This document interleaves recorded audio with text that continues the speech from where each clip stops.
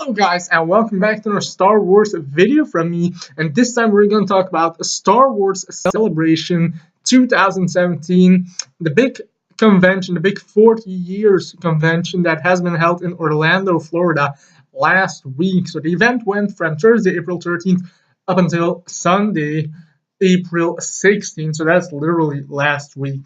Now, as you guys know, I do live in Europe and Belgium, and it is too expensive for me to go all the way to the US, so I was not present on the event itself, but I did follow the live streams as frequently as I could and tried to follow every big panel and important panel that has been held at the convention last week. And just want to give you guys my quick thoughts on some of the panels and just some of the things that I've seen, so that's why I want to do this video. So first of all, we're going to start off with Star Wars 40th Anniversary Celebration. That panel started Star Wars Celebration on Thursday, April 13th.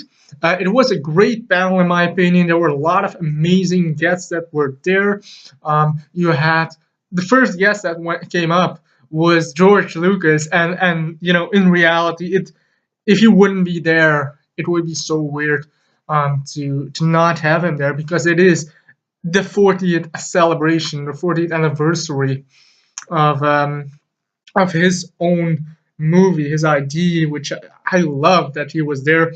So and introduced some more guests, like Mark Hamill was there, but he was previously announced. Then they had Hayden Christensen, with also they announced before, but I really like the fact that he was there because it is his first celebration appearance in like 15 years, I do believe. So that's a big thing that he was there. And he also got a standing ovation from the public, from the people who were in the room. You know, it's great to see him there. So I loved that he was there. Then you had Ian McDermott, who was there. Even Harrison Ford was there. So that was one of the biggest surprises to me, because I do think Harrison Ford never ever came to a Star Wars Celebration, but now he was there. And you know, Peter Mayhew was there. All these great guys, and they did a great tribute to Carrie Fisher, who unfortunately passed away in December last year.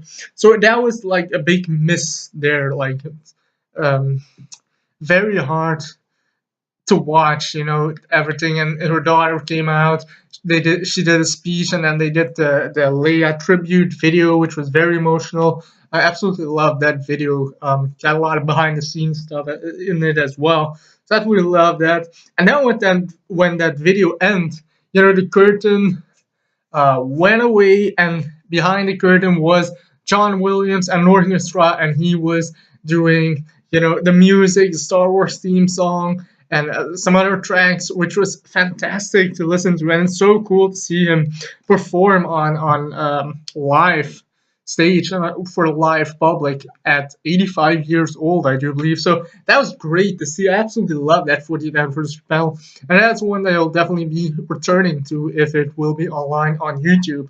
So I absolutely loved that panel.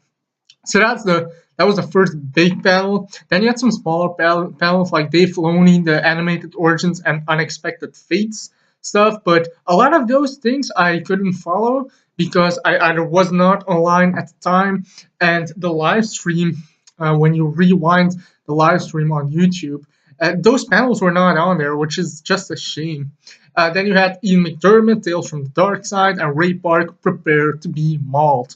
So some cool panels, definitely the Ray Park one. I like that one. I did see that one.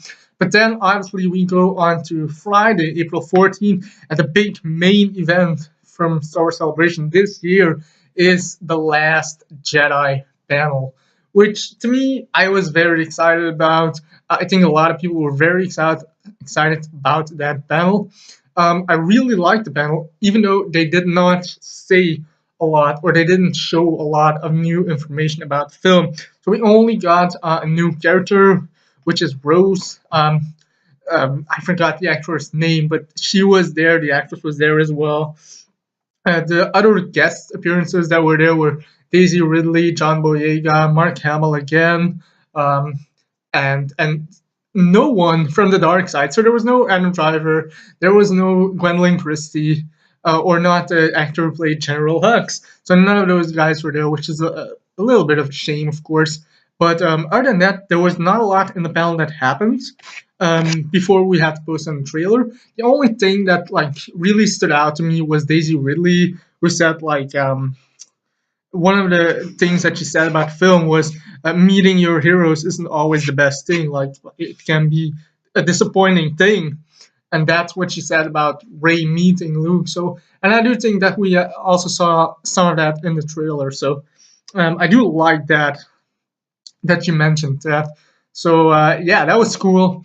And then very last minute, not last minute, but the last 10 minutes, we had the poster. Which the poster I absolutely love, the poster from the Last Jedi, that teaser poster where Ray takes the lightsaber, holds it up, and it's like He-Man kind of style. It's like by the power of Grayskull, but then Star Wars version with that lightsaber. So you got the blue blade that transcends into the red color, and then you do have the face of Luke on one side and Kylo Ren on the other side. So that I do think it's a very good poster. I was very wowed by the poster actually, even though it's just a teaser poster.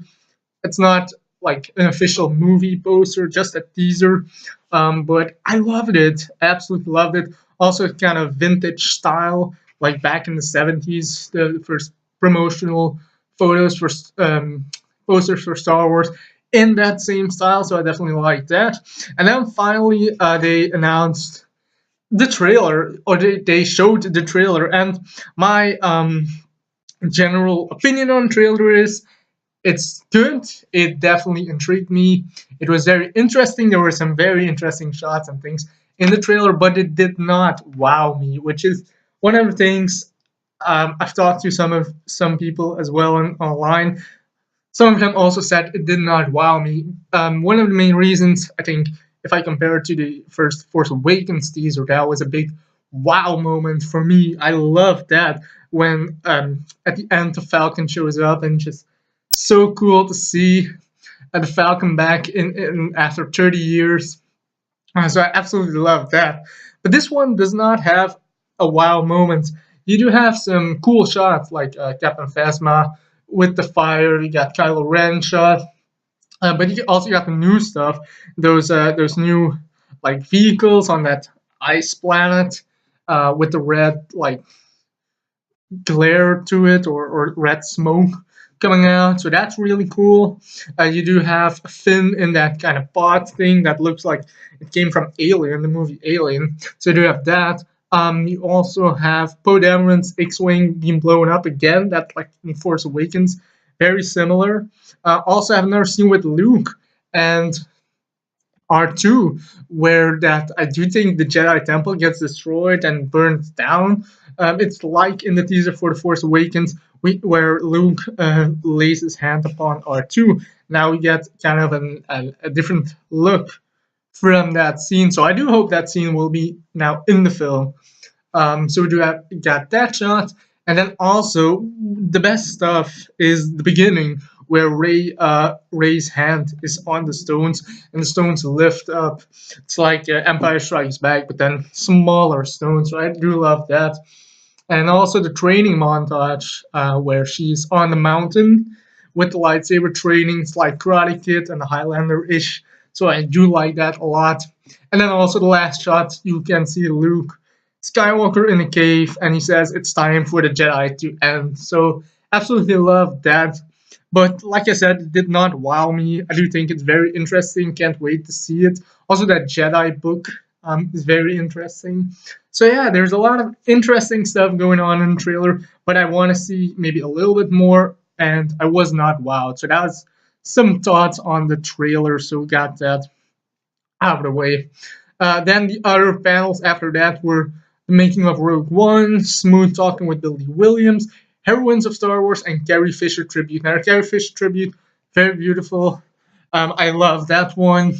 Also, something that has been announced was the Forces of Destiny, I believe, animated show, which will be like 2-3 minutes long. It's very much like Clone Wars micro series, so I do like that. And it's based on all female characters like Maz, Ray, Sabine, those kind of stuff. I do like that a lot, and the figures or the dolls that they showed were awesome. I love the Ahsoka one. It's one that I will definitely be picking up. So you got that.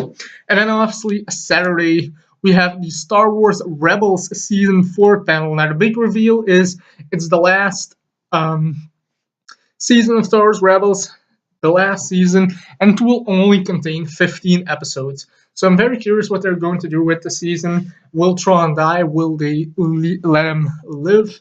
Will they expand upon his character in novels and comics and whatnot? Definitely looking forward to that.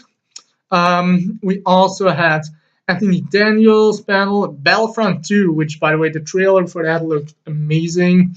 You have Marvel Comics, Smuggler's Revenge, Small Talk with Warwick Davis. That's basically all of the panels that were the most interesting.